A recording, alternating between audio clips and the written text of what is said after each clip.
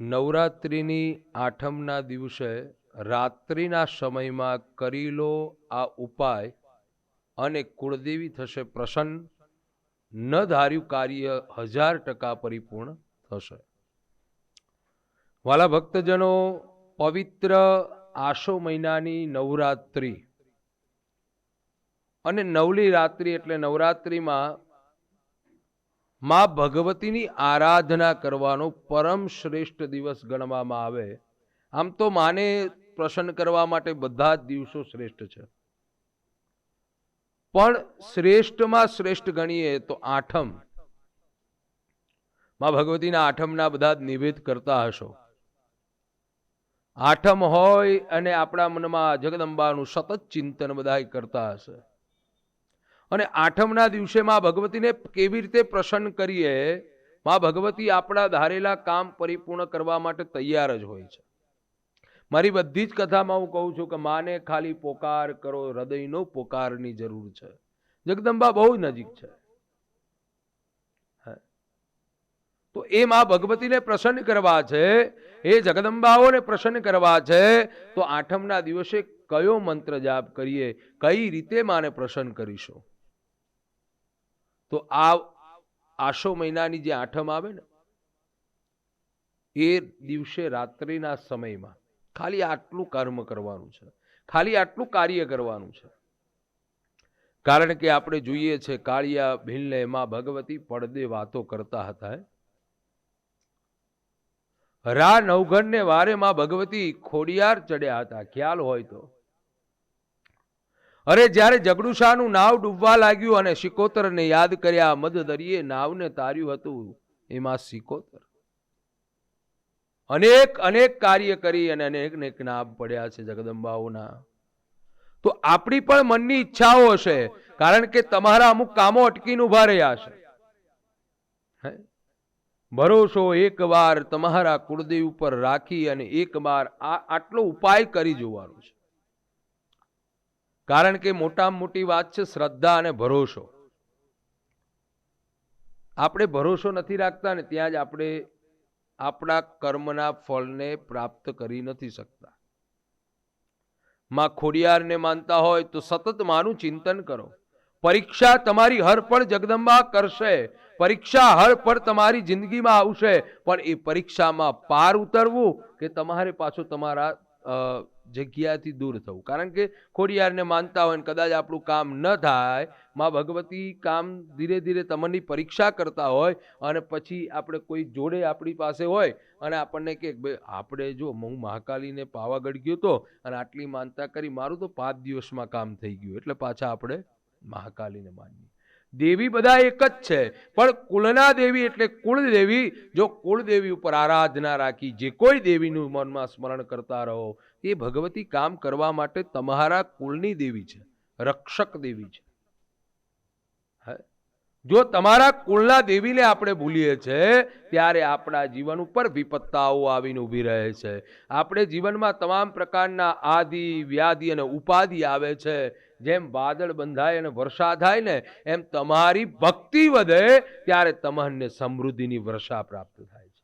સતત માનું ચિંતન કરો. અને આ નવલી નવરાત્રિમાં આઠમના દિવસે એક શ્રીફળ તમારે રાત્રિના સમયમાં 9 થી 12 સમયમાં માં ભગવતીને અર્પણ કરવાનું, ધરાવવાનું છે. શ્રીફળ વધેરી માં જગદંબાને પ્રાર્થના કરીએ. ત્યાર પછી માં ભગવતી જગદંબાને પ્રસન્ન કરવા માટે વિવિધ પુષ્પથી માને ત્યાં આગળ રંગોળી કરજો, સજાવજો મંદિરને. માં ભગવતીને સુગંધિત પુષ્પની માળા અર્પણ કરજો. પછી માં ભગવતીને આપ નિવેદ્ય જે કંઈ નિવેદ કરતા હોય, કારણ કે ઘણા બધાના પ્રશ્નો હોય છે, જે કોઈ નિવેદ તમારા વડવાઓ કરતા હોય ને, બહુ શ્રદ્ધાથી નિવેદ ધરાવજો. ઘણા લોકો તો નિવેદ આપણે કરતા નથી, એવા ઘણા લોકો હોય છે. તો તમારા કુળદેવીને તમે નિવેદ્ય ધરાવો ને, તો એનાથી તમારા જીવનમાં સમૃદ્ધતા પ્રાપ્ત થાય. કારણ કે વર્ષમાં એક એવો દિવસ આવે, અષ્ટમીનો દિવસ, અને એ દિવસેમાં જગદંબાને નિવેદ્ય ધરાવી બધા જ સાથે બેસી. કારણ કે અત્યારે મતભેદ બહુ થઈ ગયા છે, મનભેદ બહુ થઈ ગયા છે. ભાઈ ભાઈને ન બને, દેરાણી જેઠાણીને ન બને, એટલે નિવેદમાં પાછા જુદા નિવેદ કરવા માંડે હે ને. પણ એમ ન કરશો વાલા. એક જ જગ્યાએ બેસી મઢમાં તમે જો આખો પરિવાર શક્ય હોય તો એક જ જગ્યાએ બેસી મઢમાં માં ભગવતીને સરસ મજાના નૈવેદ્ય અર્પણ કરી અને નૈવેદ્ય ધરાવ્યા પછી નૈવેદ્ય માં ભગવતીનો પ્રસાદ લેજો અને પ્રસાદ લીધા પછી તમારા જે કુળદેવી છે એની 5 માળા રીમ આગળ લગાવી 5 માળાનો જાપ કરજો અને સાથે સાથે સિદ્ધ કુંચિકા સ્તોત્રનો પાઠ કરજો. રાત્રિના સમયમાં ચોક્કસ આઠમના દિવસે રાત્રિના સમયમાં સિદ્ધ કુંચિકા સ્તોત્રનો પાઠ કરવો. તમને લક્ષ્મીહીન તમારી પાસે લક્ષ્મીજી ટકતા નથી એવા પ્રશ્નો હોય છે ઘણાના, તો એવા લોકોએ તમારી શક્તિ પ્રમાણે માના ચરણમાં જે કંઈ પૈસા મૂકો એ સિદ્ધ કુંચિકા સ્તોત્રથી સિદ્ધ થયેલા જે કોઈ રકમ છે એ તમારા પૈસા રાખતા હોય ને ત્યાં આગળ મૂકી દેજો. ઉત્તર તમારી ત્યાં પ્રગતિ અને ઉન્નતિ થશે. દીકરાના કે દીકરીના લગ્ન નથી થતા, જો લઘુ શ્રીફળ મળે તો એ રાખવું, લઘુ શ્રીફળ ન મળે તો સોપારી ₹1.25 રૂપિયો મૂકી અને કુંચિકા સ્તોત્રના પાઠ બને એટલા 51, 108 તમારી શક્તિ પ્રમાણે રાત્રિના 12 વાગ્યા સુધી પાઠ કર્યા પછી એ ફળ, માતાજીનું જે ફળ છે એ તમારા કોઈ પણ સારી એટલે કબાટમાં, કોઈ પણ તિજોરીમાં, મંદિરિયામાં પણ રાખી શકો છો. આ પ્રમાણે કરશો એટલે આઠમના દિવસે માં ભગવતી ઈચ્છિત કાર્ય પરિપૂર્ણ કરશે. આઠમના દિવસે 12 વાગ્યા સુધી તો જાગવું જોઈએ અને ત્યાર પછી ભગવતીનું ચિંતન કરતા કરતા કરતા રાત્રે સૂજો. કદાચ જગદંબા તમારા મનની ઈચ્છિત કાર્ય પૂર્ણિમા પહેલા પણ પરિપૂર્ણ કરી દે છે, કારણ કે આ ઉપાય બહુ સરળ છે. કારણ શાસ્ત્રમાં કીધું છે કે પોતાના પિતાજી છે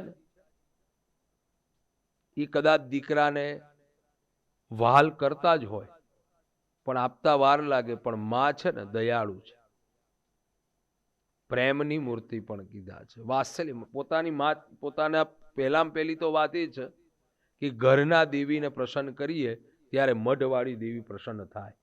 નવરાત્રિમાં મા જગદંબાને ગમે તેટલી આપણે આરાધના કરતા હોય પણ પોતાની માને ન બોલવાના શબ્દ બોલતા હોય ને તો વાલા એ મઢમાં બેઠેલી દેવી સ્વીકારતી નથી. એટલી વાત પણ ચોક્કસ યાદ રાખજો. પહેલા તમારી માને, તમારી માતાને જે જોઈએ અર્પણ કરતા પહેલા શીખો, એની સાથે વાલ ભર્યો સંબંધને અનુરક્તા શીખો અને પછી મા બાપને કંઈ નથી જોઈતું. વૃદ્ધાવસ્થામાં મા બાપને કેવલ પોતાના દીકરા પાસે અપેક્ષા એક જ હોય છે કે મારો દીકરો મારી પાસે બેસી અને મારું ધ્યાન રાખે. જ્યારે એની બાલ્યાવસ્થામાં મેં એનું ધ્યાન રાખ્યું અને વૃદ્ધાવસ્થા અને બાલ્યાવસ્થા સરખી હોય છે વાલા. એ અવસ્થામાં માનું ધ્યાન રાખજો. જો માનું ધ્યાન રાખશો તો મઢમાં બેઠી મા જગદંબાનું જો ચિંતન નહીં કર્યું હોય ને તો પણ 1000% તમારી ઈચ્છિત કાર્ય પરિપૂર્ણ થશે, 100% થશે. તો આપ આઠમના દિવસે, અને બીજી વાત એ છે કે આઠમના દિવસે કદાચ તમારી દેવી ભાગવતના યજમાન બનવું હોય તો નીચે આવેલા નંબર ઉપર આપ કોન્ટેક્ટ કરી આપ નામ નોંધાવી શકો છો.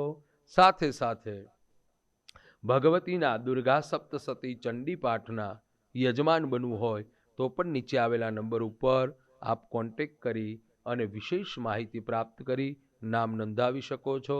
આઠમના દિવસે કરી લો. રાત્રિના સમયમાં આટલો ઉપાય, માં જગદંબાની કૃપા પ્રાપ્ત થશે અને મન ઈચ્છિત કાર્ય પરિપૂર્ણ થશે અને માં ભગવતી સદાય તમારી ઉપર રાજી અને રાજી રહેશે.